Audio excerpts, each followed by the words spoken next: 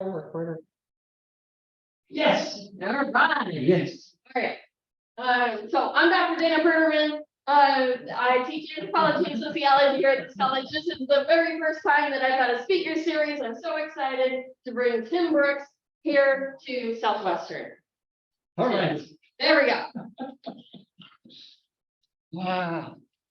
Those of you on Zoom, or those of you rather who are watching this on recording, have no idea of the drama that just happened in the last 5 minutes. Nevertheless, we are all here. Okay, thank you so much for inviting me here. Thank you so much for setting this up. Thank you all so much for coming. Thank you all so much for coming. Let's rock and roll. Okay, so what I'm going to do is, rather than walk you through all of the pieces that are out there, I'm going to talk to you about how the Endangered Alphabets Project came to be, the kinds of things that we have done, the kinds of things that we do and hope to do. And I'm going to use a small selection of the carvings here to illustrate a number of points about writing itself. So I'm at the moment writing a book called Writing Beyond Writing. And it's a perspective that I could only have had by doing the work with indigenous and minority scripts from around the world and going out and seeing them and then looking back at our own notions of what writing is and how they turn out to be shallow and limiting, and how there is so much that we could be learning and gaining from the very script systems that in fact we're helping to marginalize or even force out of existence. So we will start back at the very beginning, and we start just before Christmas 2008. And so this talk, by the way, is 9 hours and 47 minutes long. I can either leave out some facts or I can leave out some jokes. When I offer people the choice, they say, leave out the facts. So we're going to start with this thing, which is how this all came about, which, by the way, is a great illustration of how genius works. Every so often, I will have a serious point to make, and I will raise my hand and point to the ceiling, right, so that you pay attention for that period and you feel you've got your money's worth for coming here. But much of it will actually be just kind of entertaining blather. Okay, so right before Christmas 2008. So I was married at the time, and my then wife said that for Christmas, she really wanted a sign for her office, like a shingle to go outside. She was a therapist. And, I have to stress several things right now. At that time, I was not a woodcarver or an artist. In fact, the only subject I got a C in high school was actually both art and woodwork.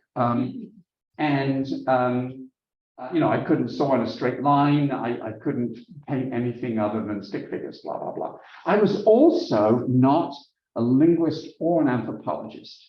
Essentially, I was a writer, and this turns out to be actually pretty important. And as you can probably tell by my fingernails, a guitarist. And as you can probably tell by my baggy-legged, baggy-knee stance, a soccer player and soccer coach. So when my then wife said to me she wanted this sign, the spirit of my mother kind of hovered over me, because my mother was an artist, and both my daughters are artists. And my mother's point of view was, you can do anything if you get a book out from the library. And as it happened, the previous book that I had written, there's many, it becomes a bad habit after a while. The previous book I'd written was about the history of the guitar in America. And it was 2 books in one, because I did a lot of research into the history of the guitar. But I was also watching a luthier, a very skilled woodworker, make me an acoustic guitar. And so I was really getting into the wood and the woods and the behavior of wood, the smell of wood, etc. So I thought, I will give this a try. I went down to my local wood shop, and they sold me a piece of wood that actually was very much like this one. And this is curly maple. It's called live edge when it still has the bark on it. And so I typed out her name and then her professional qualification, initials. And I went to Kinko's and I made it larger and smaller and larger and smaller, so they pretty much fit on the piece of wood. These are my professional secrets I'm telling you now, right? And then I thought, how am I actually going to get the writing from the paper onto the wood? And I scratched my head over this for some time, and eventually I went into Staples, and I said, back in the day, which straight away is a phrase that these young people in Staples and other stores immediately pity you. I said, there used to be this thing called carbon paper. And she says, aisle 1. And I was like, what? Is that not the typewriters? Aisle 2, Anyway, so there it was. I bought a packet of carbon paper. Worst sale Staples ever made. I am still using that same packet of carbon paper, 13, 14 years later. Anyway, so I lined it all up. I put the piece of carbon paper, I put the writing over the top. I went around it with a ballpoint pen. I also bought myself a little set of hand gouges. So a gouge is like a chisel, but with a curved blade. And they're about this long, and they are wicked sharp. And so I was starting to work on this side. And then my older daughter, who was a senior at Rhode Island School of Design, and RISD, they really encourage a great head for business. And she had a particularly great head for business. And she said, look, our senior art show is coming up. I want my table to stand out from everybody else's table. Will you do a sign for me that says designed by Zoe? So I'm like, sure. So while I'm working on those, my younger daughter, who has no reason for a sign whatsoever, she's a sophomore in high school, she comes up and says, oh, I want a sign too. I want a sign that says Maddie Brooks, Fine and Performing Arts. And so I was literally sitting at the dining room table with 3 pieces of wood on my lap, and depending on who was in the room, I would work on somebody else's, carving. And then while I was at it, I thought, you know what? My sister's boyfriend in England has a photography studio. He needs a sign. And my other sister's husband has a recording studio. He needs a sign, right? And so the point was, I had no money whatsoever. But, I grew up poor and we would make Christmas presents, and this just seemed like a natural thing to do. And that's how I taught myself to carve. By the way, I recently saw one of those. I was in London visiting my sister, and she said, oh, you still got that sign. Here it is. And I go, give it back. Let me refinish it. They said, no, we like it. I mean, don't show it to anybody else. Anyway, I didn't know anything about finish. So these are finished with light coats of polyurethane. That was finished with like heavy gobs of polyurethane. It was as if it had been left in, in a chest under the sea for 200 years. And anyway, so those all actually went down really well. And in particular, I really enjoyed doing the carving. And then, ladies and gents, this is how genius works. After Christmas, I found myself staring at a hole in our living room wall. So I guess this is serendipity of sorts, but I like to think of it as genius. So what had happened was that I had decided that I wanted a sound system in the living room, but I didn't just want a sound system that stood on a table or whatever. I wanted one that was recessed into the wall, kind of a Star Trek thing. So as you walk past, you like wave and it starts playing music, And I sort of did it. I cut the niche and I plaster and lath, very difficult stuff to do. And I sheetrocked it in, made a little hole for the wires, put the whole thing in. And it was awful. It sounded as if the musicians were playing standing in Rice Krispies. You know, it was a terrible sound system. So I pulled it back out again. And so I'm left with this hole. And I thought, what can we do with that? And I thought maybe if I did another carving, I could sort of shove it in there to like.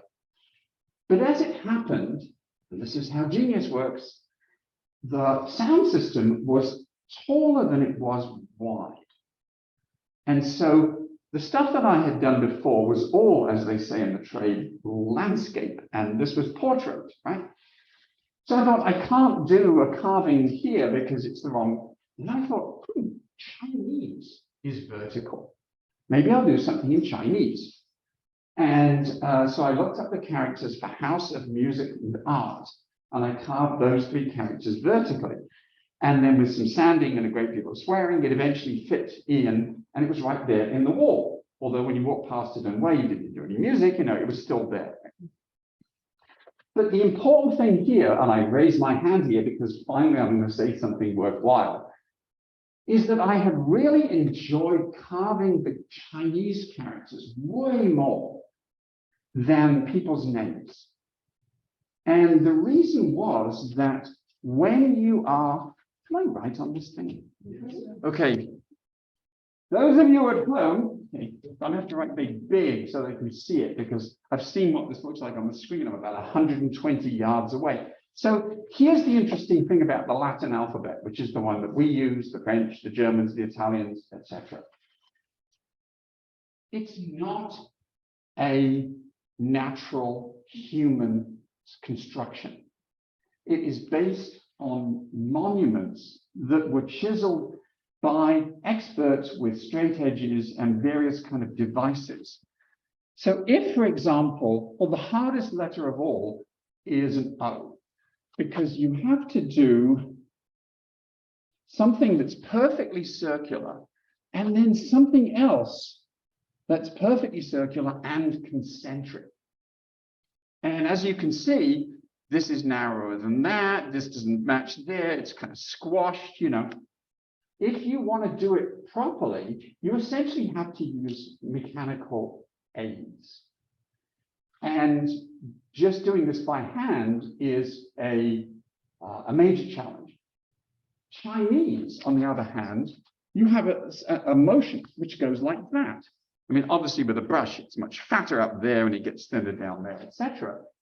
But it means that when you're carving it, if you go a little further out than you wanted to, then, you know, by eye, you can just sort of fatten up the letter a little bit, and you still have two important things. One, you have that sense of the action of the human arm. And painters know this and sculptors know this, but the action of the human arm translates into a pleasing curve. If you try to make an unpleasing curve with your arm, you actually start tiring your arm. So consequently, you wind up with something we call grace. Grace. And so I really enjoyed carving these Chinese characters, and I asked all of my friends and relatives if they wanted something with Chinese on them to choose a character they thought represented them. So they did that, and I would find all these pieces of wood, and I would carve this stuff, and I would give it to them. And that was fun. And it ended only because I ran out of people to give little Chinese characters to, and also the piece of wood that I had been cutting stuff off literally wound up about that big. That was the last one, right? Anyway, so I thought, I want another alphabet. And as it happened, I told you I was a writer. I had been in southern India for National Geographic in 2002. And while I was there, I saw a lot of writing in Malayalam. So Malayalam is the language and script of the state of Kerala in southwestern India. And by the way, useful fact to tell people, It is the world's longest naturally occurring palindrome. Malayalam. Okay? At the end of this talk, I will ask you, and you'll have to say it back to me. Malayalam, all right? Anyway, Malayalam, to my Western untutored eye, looked like a series of elaborately bent paper clips. And so I thought, let's try this. And so I just Googled Malayalam, and I came across a website that changed my life. This is how genius works, called omniglot.com. I've written this very lightly in green so that people on Zoom cannot read it. This is a door prize to you for having turned up in person. The rest of you, too bad. Okay. So omniglot.com, which at the time was still kind of young and growing, was one person's effort to catalog the world's scripts, all the various alphabets and things that are used around the world. Interestingly enough, since then, it has got a lot bigger, and he and I do kind of parallel research. When I read the website at the time, looking through all these various screens, it struck me that there were about 30 alphabets or writing systems in general that were endangered, that were no longer taught in schools, no longer used for official purposes, only used by priests, only used by map makers, only used by almanac writers in southern India, And now, after the research I've been doing for the last decade, I would say the number, instead of 30, is closer to about 250. We can get back to that a little bit later. Anyhow, as I'm going through all of these various scripts, several things struck me. One is that I'm a fairly well-traveled person, and I have never heard of most of these. Secondly, many of them to me did not look like my conception of writing.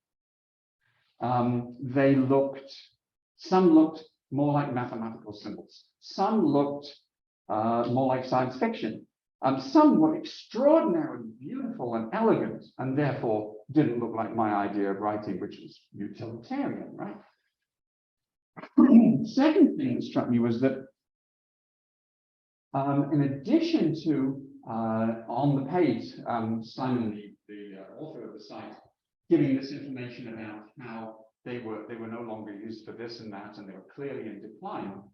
The example that he uses over and over again is Article 1, edit that bit, please, thank you, is Article 1 of the Universal Declaration of Human Rights. So this was composed in 1947 by the United Nations as a declaration to the world, a sort of a noble declaration of this is what we believe in. And Article 1 says something along the lines of all people were created alike in dignity and respect. They were endowed with reason and conscience and should act toward one another in the spirit of brotherhood. Which again, it's a very noble statement, but I'm looking at all of these scripts and thinking, these are endangered because people don't act towards one another in the spirit of brotherhood. And I thought what I would do, sort of just to kind of document or maybe preserve some of these, was to carve them. Now, you have to remember that the most complex carving I had done to that point was Maddie Brooks' Fine and Performing Arts, right? So you just heard what all of the Article 1 is, and this was in, scripts that I didn't know at all. And so I thought, again, this is how genius works. I thought, there is a very good likelihood I will give up unless I create an extrinsic structure that means I cannot give up. And so I organized an exhibition of work by students and faculty at the college where I was teaching in Burlington, Vermont, and scheduled it for about 14 months down the road. And that way I couldn't stop, right? I would be letting everybody else down. This was going to be the centerpiece of the whole thing. And, you know, my name would be mud. So, but I still didn't know how many of these things I would be able to do in 14 months. I thought I would maybe be able to do 8. And in the end, I did 12 plus an extra one. And I'm going to show you some of those right now. And this was, needless to say, an extremely challenging process. Simply the process of getting the letters from the text, which I printed off on the glass. Actually, I printed it off the UN website, I think, and then blew it up at Kinko's in the usual fashion, used the carbon paper, you know, just to get all of this stuff in carbon and then sort of fill in on the spaces with pencil was a lot. You know, sometimes I would work all evening and I would just have got one line of text penciled in. So, you know, this was a chore. When I started the carving, things started to get really, really interesting. So the thing that carving does is to make your work harder. And when you face an obstacle or an impediment, or shall we say resistance, it makes you concentrate and think about what you're doing way more. So if I were to give you a piece of paper and a pencil and say, write this, the act of writing could afford to be, oh, I forgot to put my finger up. This is profound, brother. Profound, yes. The act of writing can afford to be hasty. It can afford to be unconsidered. If you just spent a bunch of money on a piece of wood, and then you spent several days sanding it and making it, you know, clean and all that kind of stuff, and then just to actually cut into it requires considerable concentration and effort. What you're trying to do is already a different act than trying to write, even if the outcome is still a letter of some kind. And that became something I started thinking about more and more and more. I also found myself doing other things. So I was carving this one, and I was carving this one, and as I was doing so, I kept thinking Sherlock Holmes. I couldn't think for the life of me why I kept thinking Sherlock Holmes. So I keep going around here. And eventually I realized that there is a Sherlock Holmes story called Case of the Dancing Men. And the story, a detail in the story is that one set of villains is sending messages by code to another set of villains. And the code basically consists of stick figures who are like this, or like this, like this, or like this. And what made me think that is that the letters are not balanced. So if you look, there's a thing that's a little bit like an N, but it's on a slant.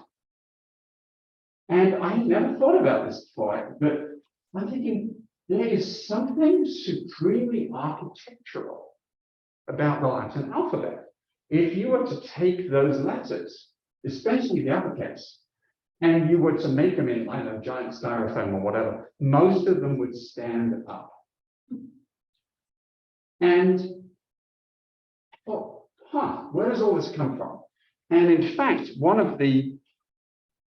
as I mentioned, one of the most influential antecedents to our alphabet are monuments, starting with maybe Alexander the Great's tomb, but certainly Trajan's column, monuments to emperors and soldiers, you know, people of that stature. And I thought, if in ancient Rome, if you were a Caesar, you were by definition a god. If you're going to put up a column or some kind of monument to a god, you don't want the writing to be mundane. The writing needs to be something that is above the level of ordinary humans. Otherwise, it's almost like insulting, it's like graffiti. Right? And so it turns out that, of course, ordinary Romans most of the time did not write in the script that we see in these monuments. They wrote in something that was much simpler, much more manual, much more cursive.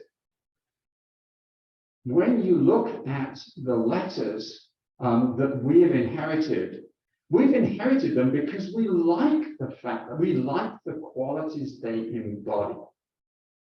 But the qualities they embody are the values of a military empire.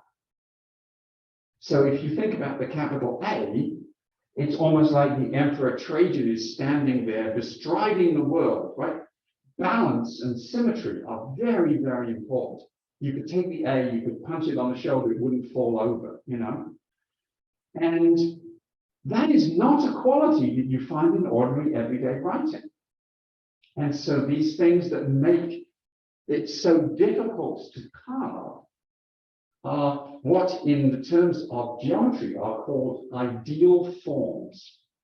So Euclid bases his mathematics on ideal forms. These are forms that are actually not found in nature. They're like better than nature. So the perfect circle, right? There are no perfect circles. The earth is not a perfect circle. Your head is not a perfect circle, right? Symmetry. Your face is not symmetrical. You know, you have a hand each side, a leg each side, you know, at least you're born that way. But symmetry is an ideal form. Parallelism is an ideal form. Rectangularity is an ideal form. And if what you want to suggest is that your emperor is an ideal person, because after all, he's a god, those are the forms you're going to embody. So I thought, this is really interesting. I had never thought of our writing as an embodiment of a set of beliefs. But when you think in terms of what looks right or what feels right, that becomes very, very interesting. What do we feel right? So one of the ones that I don't have with me today is a great illustration of this. So the Cham people used to have a kingdom called Champa, roughly where we would now say is central Vietnam. It was a flourishing kingdom, it was quite extensive, but unfortunately it was subject to raids by the King of Burma and the King of Vietnam. And eventually in the 19th century, they were overrun by the King of Vietnam. And as is the case, when you one culture overrunning another, their writing system, their script, the Cham script, became essentially outlawed. King of Vietnam, for example, the Cham people, some were Buddhist, some were Muslim, some were Hindu, some were Muslim. He forced the Hindus to eat beef. He forced the Muslims to eat pork. It's part of a system of kind of ritual degradation to get them to abandon themselves as feeling as though they had the right to their own history and culture and beliefs. And writing is part of that, ladies and gents. The Cham letter E is really interesting to compare with the Latin uppercase E. And I often do an exercise with students where I say, who's prepared to be humiliated? And of course, someone, usually a guy, says, yeah, me. Right? And so I give them a mark and I say, can you do a capital E on the board? And they do a capital E and I say, oh, you know, that's very nice, but this kind of middle line sags a little bit. Can you fix it? And it goes on like that. And you realize that it's actually not possible to do it like that. So then I say, here is the Cham letter E. And I'm going to demonstrate to you what the channel letter E looks like. It goes like this. It goes around, down, it comes up, it does a loop, and it does that. And then I say, let's all do that together, which of course everyone hates, but. And so everybody is going like this, down, around, and over. Down, around, and over. And when everybody's doing it, I say, that is the hand of a Thai dancer. There's no symmetry there. There's no parallel lines. There's no straight lines of any kind. What you have is something which is a natural extension of the movements of the human body.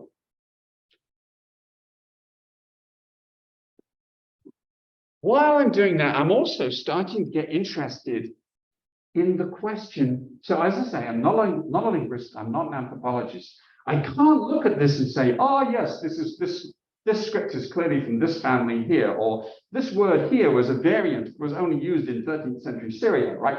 I don't know anything about that. Instead, I ask the question, why does it look like that? Why are these letters not balanced in the tradition that I'm used to? Why do they look gnarly? So with Samaritan in particular, what I thought was, if you have a script and letters that you write over and over again over centuries, you would think they would be like stones in a stream. You would think that they would actually become simpler and smoother and easier to write, just out of the desire to get from one end of a sentence to another, relatively briskly. But this is just gnarly. So I began to start asking those questions of, where does this come from? This is the Samaritan script. Who the heck were the Samaritans? Were they all good? All this kind of thing. So it turns out the Samaritans have an alphabet or script that has come as close to extinction as you could imagine, and still recovers. And this is why. So the Samaritans regard themselves as ancient Hebrews. And they also regard themselves as the people who were not exiled to Babylon along with their cousins. And that the standard versions of writing being used by the Hebrews who were banished to Babylon gets influenced by Chaldean and various other influences, and it comes back changed, and theirs was the original. In other words, brace yourself, this is the handwriting of God. And you don't mess with the handwriting of God, which is such a different conception. We say, hey, I'd like that in 48 different fonts, please, right? If it's the handwriting of God and you are a person of faith, you don't screw around with it like that. Ditto Arabic. So Nazdalik is a version of Arabic, which is particularly beautiful and ornate. And it is also regarded as the handwriting of God by Muslims. And that is such an article of faith that until fairly recently, in Indonesia, I believe, newspapers would be printed, but the headlines would actually be handwritten because it was sacrilegious to have a machine replicate the handwriting of God. So you start kind of going, oh, this is stuff that I've been missing, in terms of like what writing is, how it looks the way it is, what it means to its particular community. The Samaritans, by the way, because I think they claim to be, ancient Hebrew. This is, we are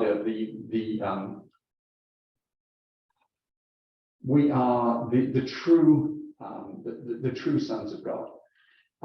Became hated by all of their neighbors and underwent a horrible series of massacres until by the end of the 19th century,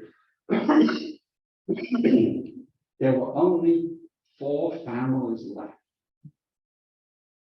4 families left.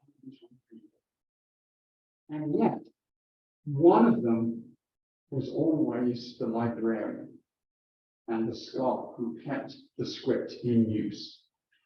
So now there are essentially two settlements of them, and their librarian scholar, Benny Takada, constantly sends stuff out by email where he is translating sections of the Old Testament, for example, sending it out in ancient Hebrew, aka Samaritan. It's a thriving faith, despite, or possibly because it is so embattled and has been the subject of genocide. One of the curious things about genocide is that it makes the survivors that much more resilient, obviously fewer in number. And as I start looking at this, I'm starting to think, all of this business is really kind of interesting, but that isn't nearly as interesting as Mandaic. Sorry, I got that. So we get Mandaic. So the Mandaeans, also from the Near East, have what may be the most remarkable alphabet in the world. Every letter has its own mystical meaning. The Mandaeans themselves are Gnostics, Gnostics. So Gnostics is from the Greek word gnosis, which means knowledge. The Mandaean word for knowledge is Manda, so their own name for themselves is the people of knowledge. But knowledge in a very particular sense. This means knowledge in the sense of direct perception of the divine. So Christianity, we don't do that. We say there have to be intermediaries, there has to be a structure, there has to be bishops, and there has to be sort of employees of the church, and they're the people who interpret the divine for you. And the Mandaeans and Gnostics in general are like, we think that each person has within themselves the capacity for enlightenment. And for that reason, and because writing is a vehicle for enlightenment, they regard writing as divine in itself and as having been divinely created and given to them, because that's how important it is. We don't think in those terms because we are not such a spiritual people. You know, we're much more mechanistic.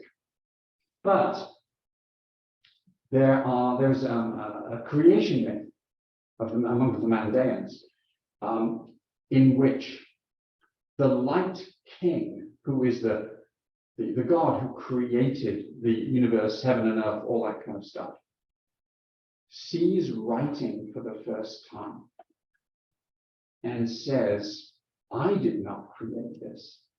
Therefore, it must have been created by one greater than I. Think about that. That's really extraordinary.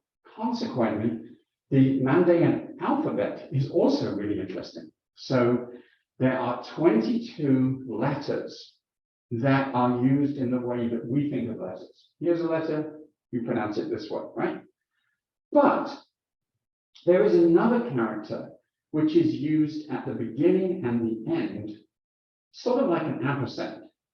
And what that does is it means that the alphabet, instead of being linear, A to Z, alpha to omega, whatever, right, is actually circular. It also means it has 24 characters, which is the same number of hours in the day. And so in that sense, the alphabet turns with the earth. And if that isn't cool, right? So I'm now going to move fairly briskly because I'm realizing that instead of doing the 50-minute talk, I was actually doing the 2-hour and 50-minute talk. So I was getting carried away. Okay. I will tell you 3 things that are important in the history of all of this. One was that after spending maybe 2 years doing this kind of work, where I'm sort of documenting and researching, everything changed when I actually went somewhere where they had an endangered alphabet. Before that, my attitude had been fascinated and curious, etc., but kind of distant, you know, an intellectual interest. When I went to Bangladesh in the summer, monsoon season of 2012, I had made inquiries and I had found that there are, in fact, endangered alphabets in Bangladesh. I was going there to do some public health work for an NGO that I created, blah, blah, blah. So while I was there, I actually arranged to meet some people from the Mro people, the Marma people, and the Chakma people, all of whom live to a large degree in an area called the Chittagong Hill Tracts, which is an upland forested region in the southeast of the country. And I didn't really know anything about the situation whatsoever. And they set me straight. So when partition took place, okay, so the word partition doesn't mean much here, but it means everything in South Asia, because partition was when British India was divided with an exceptionally disastrous lack of forethought into India and Pakistan. And hey, Hindus here, Muslims there, what could go wrong? Well, many things could go wrong. One being that there are plenty of other religions that are not Hindus or Muslims. Another being that there are many Hindus who are living way up in the north, many Muslims who are living way down in the south. What the heck are you going to do about them? Anyhow, much bloodshed, terrible, terrible time. And one of the things that came out was that the new nation of Pakistan was actually in two clumps. One in the northeast, where Pakistan is now, and one, sorry, it's northwest, and one in the northeast. They were called West Pakistan, East Pakistan. Because the one here was a great deal wealthier and more stable, and also better equipped and had better military, all of the funding stayed there. Because this area here was much more farming, lowland, and also prone to cyclones and flooding and natural disasters. It was not a happy relationship. And in particular, it was not happy because the new nation of Pakistan declared that the national language would be Urdu. Now, Urdu was an aristocratic and religious language spoken by only about 8% of people, even in West Pakistan. And over here in East Pakistan, nobody spoke it, but it was the official language. Also, a different alphabet, notice. Urdu written in a version of Arabic. Over here, they speak Bengali, which has a different script completely. This led to a series of protests and actually an event when students were shot because they were protesting. And that led to the creation of the mother tongue movement, where in East Pakistan, they demanded the right to speak in their mother tongue. And this became the basis for civil war between the two. The Indians got involved because the Indians can never help themselves getting involved if there's a fight in Pakistan. And eventually, there's a terrible, terrible resolution where essentially the occupying Pakistani forces over here took all of the engineers and students and professors and herded them into a football stadium and shot them all. And then said, okay, you can have this country, we don't want it, and they left. And so the new country became Bangladesh. And the first thing that happened was one of the worst cyclones in history, and I think 300,000 people died of drowning, starvation, or waterborne diseases, which is why George Harrison organized the concert for Bangladesh. All comes together, see? This is not your average lecture. Anyway, the new country of Bangladesh, having had language rights as the principal platform for its demand for independence, as soon as it had been created, said, right, we have won the right to speak Bengali or Bangla, and therefore that is now the official language of this country, and anybody who doesn't speak it is not a full citizen and doesn't have full citizenship rights. And as my friend from the Hill Tract says, how quickly the oppressed become the oppressors.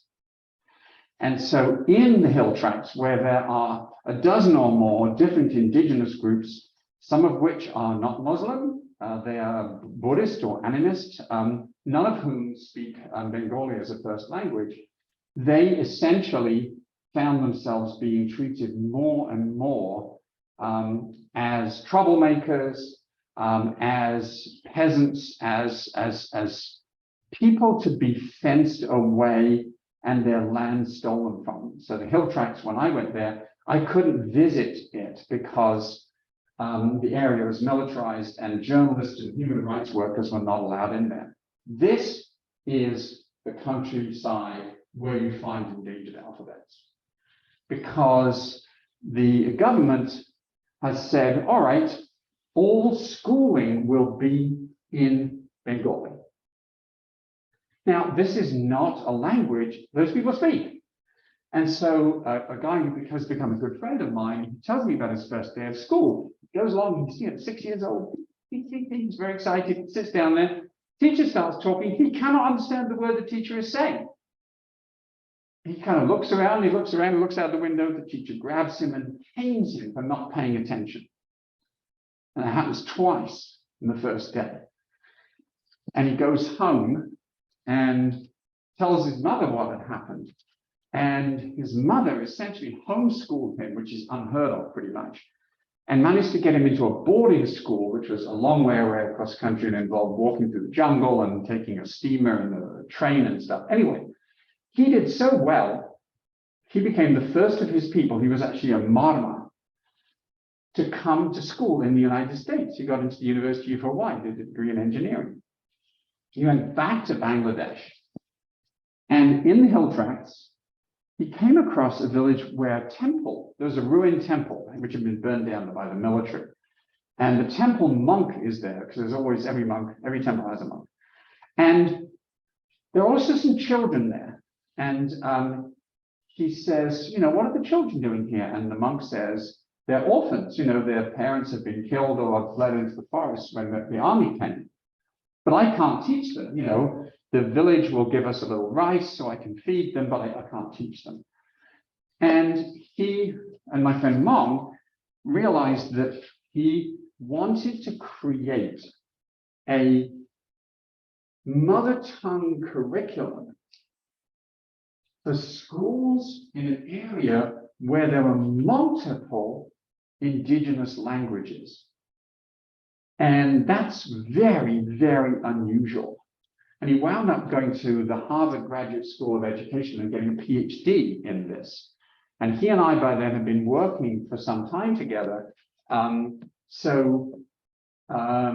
We created, my students at Champlain College and I created some educational materials like wall charts with the letters on. The kids had never seen their own writing before. We did rubber stamps so they could stamp up their letters and have fun doing that. Mom set up this thing where the kids would go back to their village and ask their grandparents or village elders to tell them a story from when they were a kid. And they would come back and tell it to the class, and it would be video recorded. And then they would, and by the way, having a video recorder was in itself dangerous.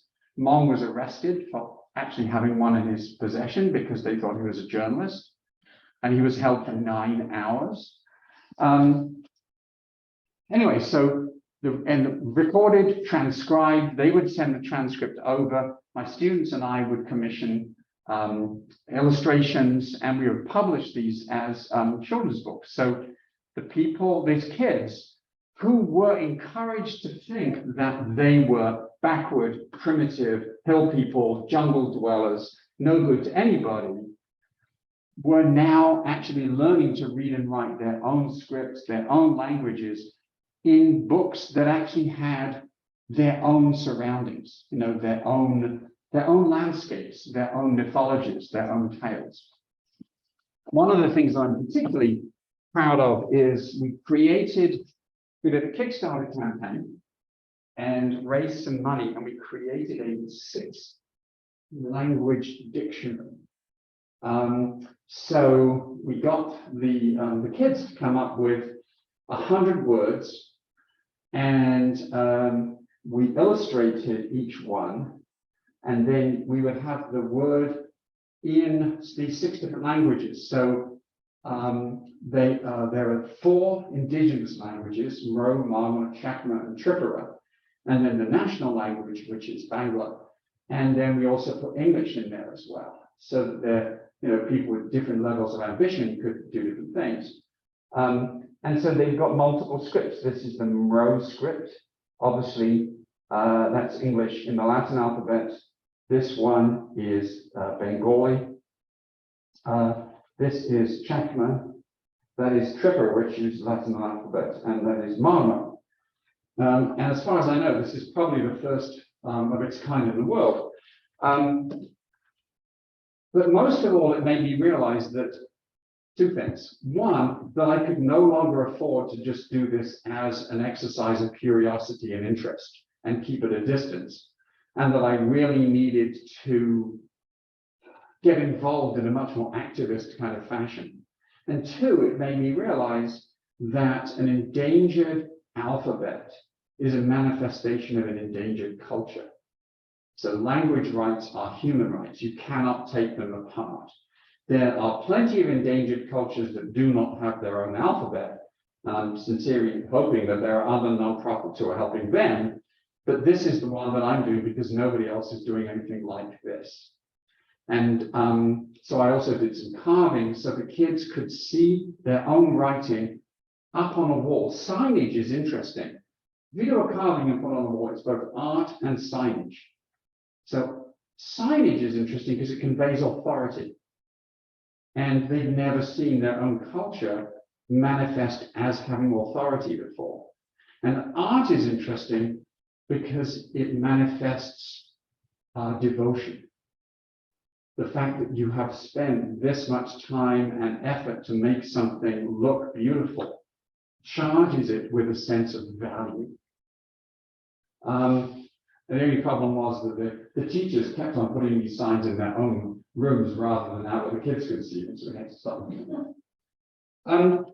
So that really changed a great deal of what I did. And it meant that I also, for example, did a similar kind of dictionary for the Abenaki people, who are the ancestral people of where I live. And so we once again did a 100-word dictionary. It's very, very different from this one here. And you're welcome to come up and have a look at that. The last thing I wanted to talk about, because I'm sure I've gone way over time already, is that when in 2020, COVID year, right?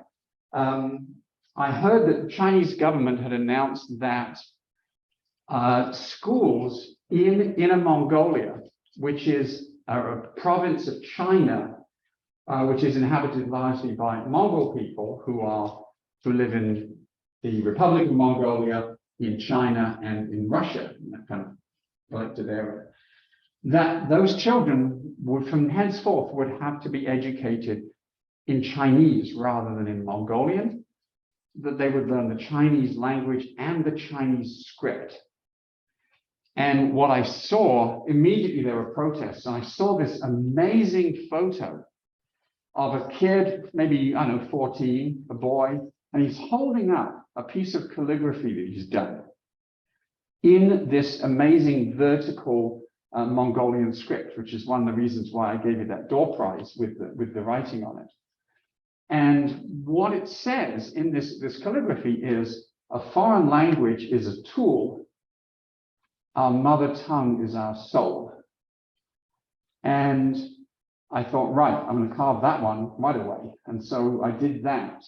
And then subsequently, I gave that to the director of the Southern Mongolian Human Rights Information Center, whose website I'd seen this on. He lives in New Jersey because he can never go back to Inner Mongolia because the Chinese government would be like, bam.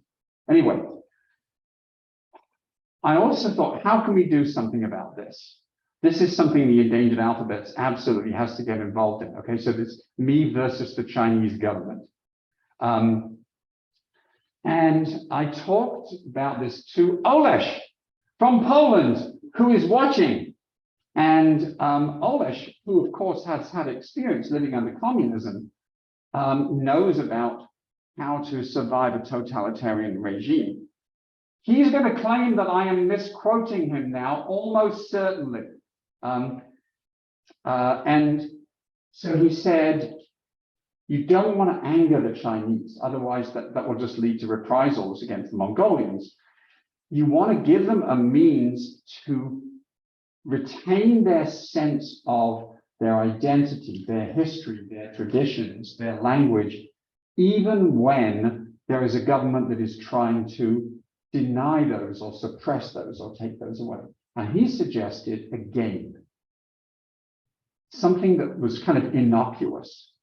And so over the course of the next, I'm going to say 6 months, I worked with a bunch of different people, including some Mongolian artists and a whole variety of other people, game designers, to create this game here, which I'll tell you about briefly. I'm actually going to donate this to the college library, along with a copy of the Endangered Alphabets word search book. But just very briefly, this is a game that is intended to introduce these extraordinary elements of Mongolian culture to the West, because I didn't know any about this stuff, right? But is also intended to be something that can be played in Mongolia as a way of reinforcing their own sense of their right to their own mythology, their right to their own history, etc., etc. Very briefly, the word ulus means land or place or possibly nation. And the conception is this. When Genghis Khan and his sons had created the largest contiguous land empire the world has ever known, stretching from Eastern Europe to Korea, supposedly he turned to his sons and said, what do we do now? What kind of people do we want to be? Do we want to continue being nomads, largely farming, living out on the the desert and the grassland of our homeland? Do we want to be city dwellers like these people we've been encountering and overrunning in Europe? It's a really interesting question.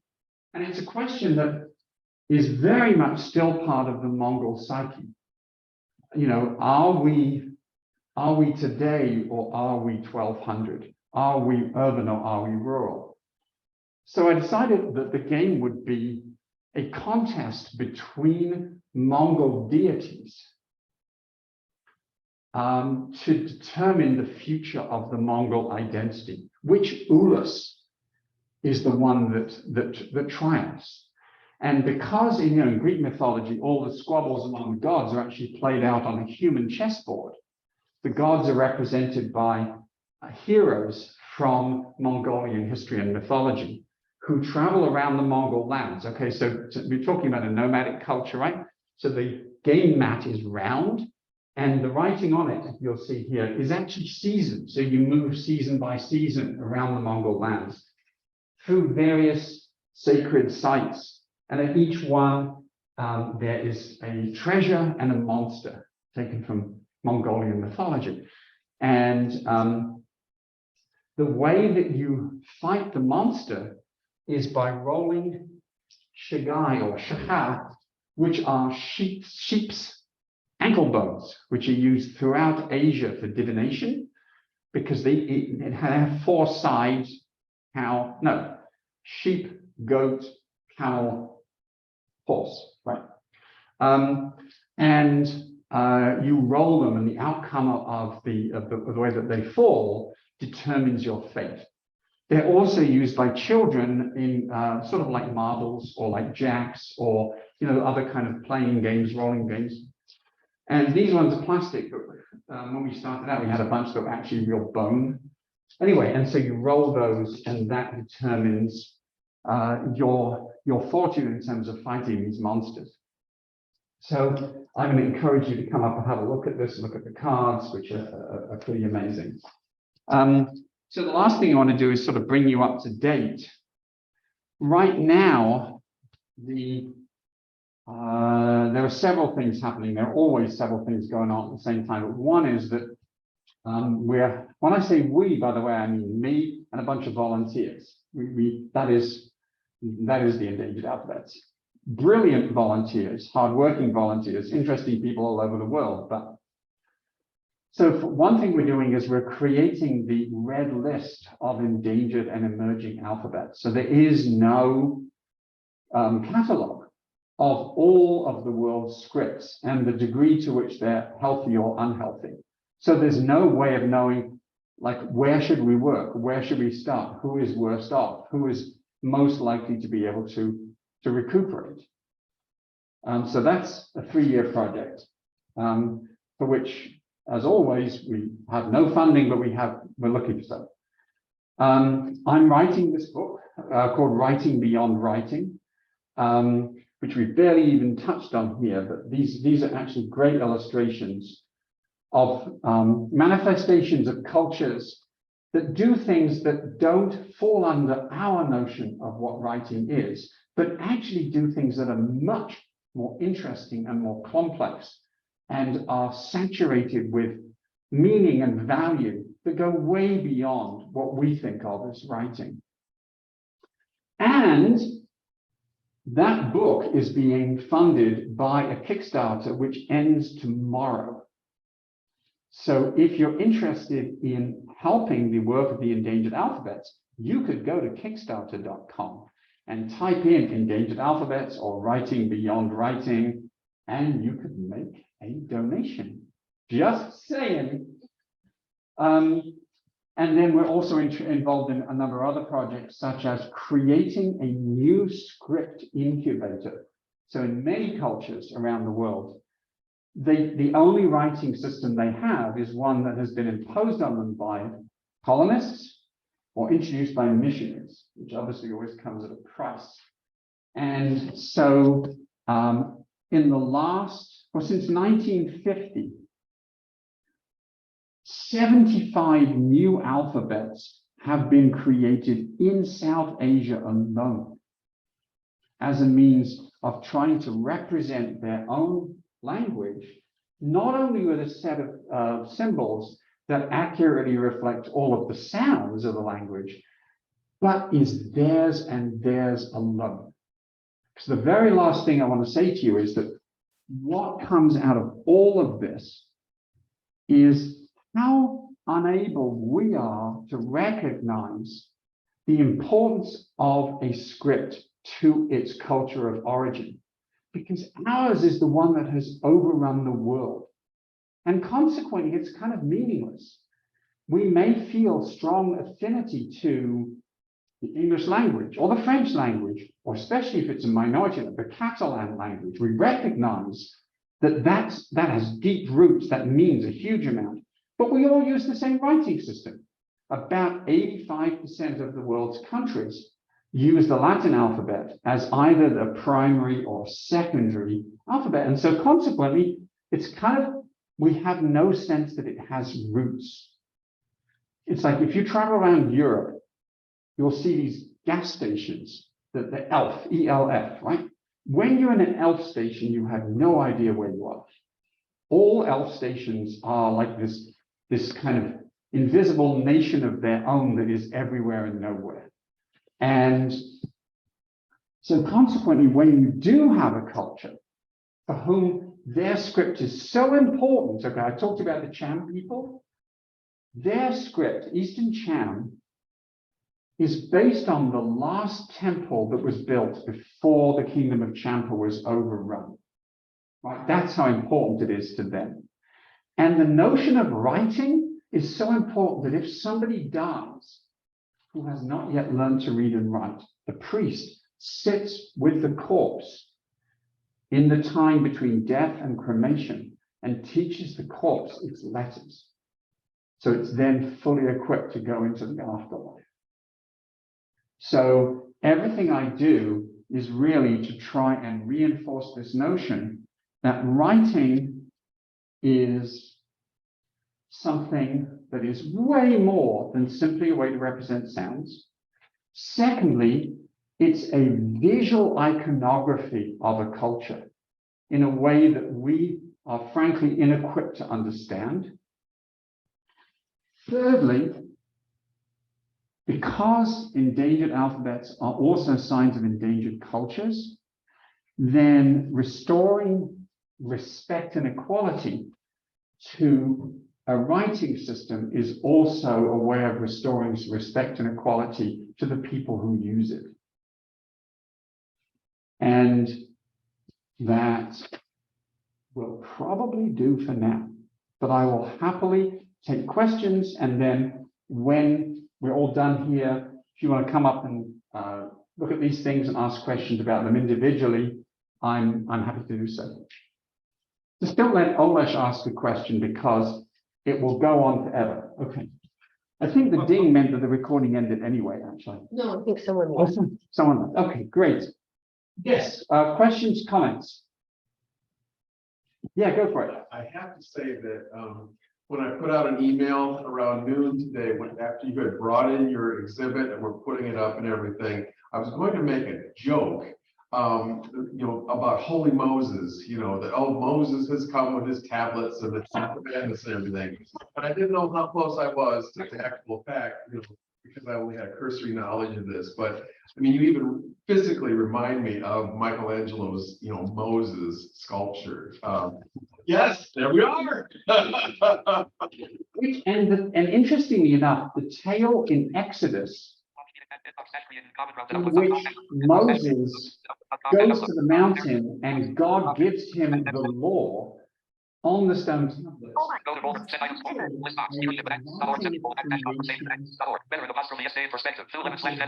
explaining why writing is so important to Jewish people, because what you have is before that happens, right, they're a rabble. They're wandering around all over the place. They disagree with each other. They challenge leadership. They go off and worship any other god that turns up, And when he produces God's handwriting on the stones, it introduces monotheism, social stability, rule of law, and a whole series of other much more specific sub-categories. And it's a way of explaining the importance of writing and its divine origin and its relationship to human conduct. It's absolutely fascinating. Okay, other questions? I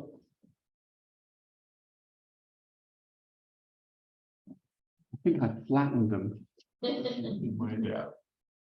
It's hard to follow Moses. Some of these don't look like writing. They look more like a piece of art or sculpture.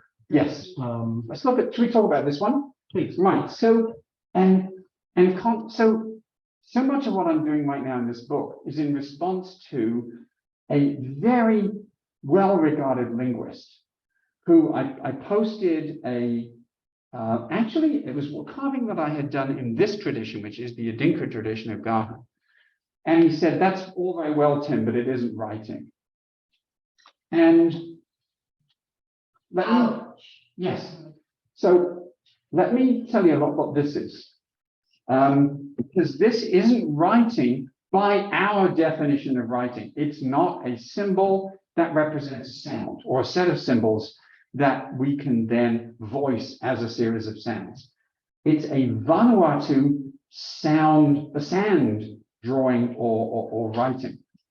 And straight away, this is kind of interesting because they're referred to as sand drawings generally because they look as if they're drawn in the sand, right?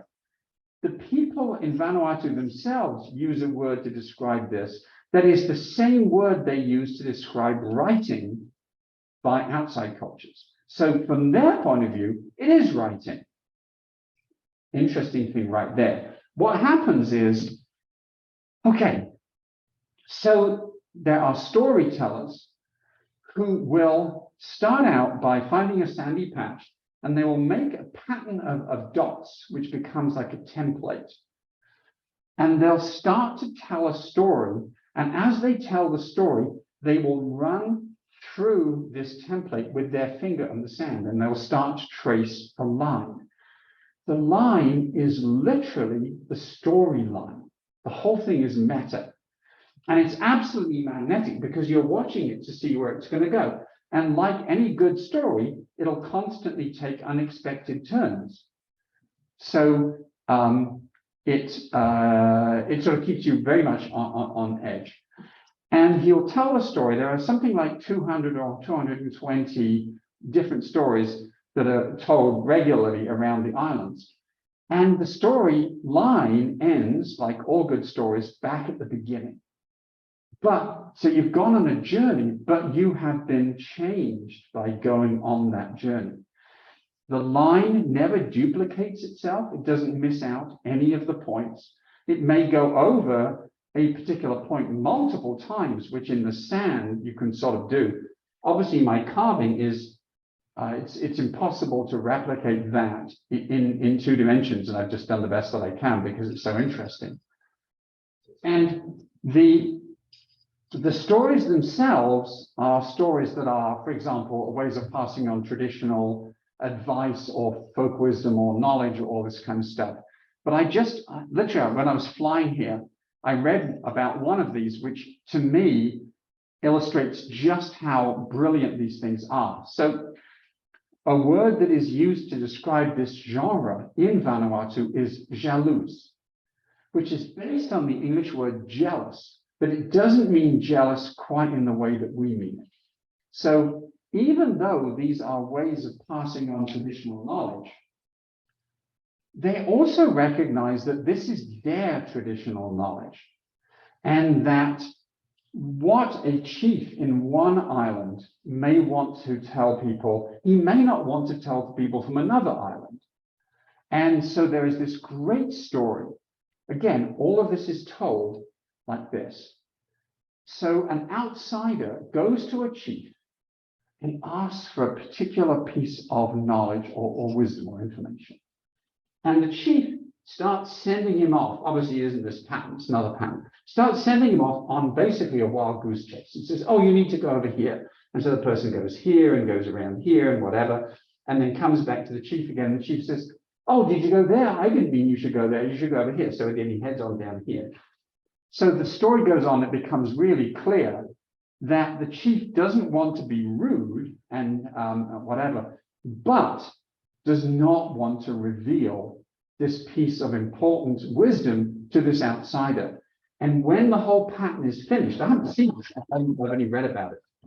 There is this diamond-shaped area in the sand, right in the middle, that represents the piece of wisdom that the chief has managed to deflect the person away from. And so the person has actually created this diamond-shaped area by going past it without realizing it's there. So by the end, the outsider is presumably exhausted and like gives up. But the knowledge is intact and it's at the heart of everything, right? Now, is that writing? And the answer is no, it is way more than writing. So it is performance. There's a number of cultures where writing is deeply associated with performance, and in fact, doesn't really exist without performance. It is, there may be music involved. There's certainly a whole lot of body language and gesture involved. There is this whole kind of the moving finger of fate kind of stuff going on here. So it isn't writing, but it is storytelling in multiple dimensions in a much more compelling fashion than just words on a page could ever be. So all of these, and I won't go into all of them, have various qualities where you sort of say, we wouldn't even think of doing that. And they also make you realize that by defining writing as abstract symbols that create sounds, what we've done is essentially hived off all kinds of other possibilities. And I'll give you one more analogy, and then I think I need to quit. So when I first started doing videos for the Endangered Alphabets, which was a COVID thing, of course, right? I have a friend who is a musician and typographer and artist, and his wife is a professor of composition at the University of Vermont School of Music. And I asked her if she would compose some music to go at the beginning and end of my talks. And I said, what I'm looking for has maybe something of an island feel to it, because a lot of endangered alphabets are associated with islands. And I said, I kind of like the idea of having like a Balinese gamelan orchestra with that the gong sound, you know, and that was pretty much it. And so what she came back with, you can now hear on our website, on the YouTube channel. It has waves breaking, it has some gongs, it has some sounds that might potentially be birds, you would think, etc. Here's the thing. When I was a kid, that would not have been seen as music. I mean, when I was a kid, the Beatles were coming and people were saying, that's not music, that's noise, right? Our understanding of music has now expanded to include other things that it didn't before. And so anyone listening to it now would say, oh, that's the intro music, right? They wouldn't stop to say, that's the intro soundscape or something else like that. Writing has not done that. Writing has been so defined by people who have a particular agenda for its meaning that instead it defines all of these things as being, as you said, not writing. I look forward to the day when the definition has expanded to embrace this, and in particular, to avoid the condescension or outright racism, which traditionally has said, this is picture writing, it's the work of primitive people. There is a very, very, very explicit agenda set out by Anglo-American academics in the mid-19th century that said, primitive peoples used pictures. And as they advanced toward what are regarded as the higher levels of civilization, they then start using ideograms and then syllabaries and finally the true alphabet. So it's just a great self-fulfilling prophecy. It's like saying, we are on the top dog, therefore we are the most evolved. This is the alphabet we use, therefore everybody should try and evolve to be like us. So I never use the word evolution in terms of, you know, the changes in writing over time. Oh, boy, one more question. Sorry, Go for it. was wondering if you're familiar with Friedrich Froebel. No. He created these building blocks in the 1800s that were like the first children's toys. And you were talking about how letters are architectural, right? And so those building blocks were like the first plaything of Frank Lloyd Wright and you know, Honest Knighton and Buckminster Fuller and all those. Oh, interesting. Okay. And so like it's basically like the extrusion of these two-dimensional characters, right? Okay. Anybody who used the word extrusion is okay in my book. So I'm going to go ahead and let our people here go and end this recording so that I can maybe put it online and someone will actually want to watch it at some point in time. Okay. Can you email with that name?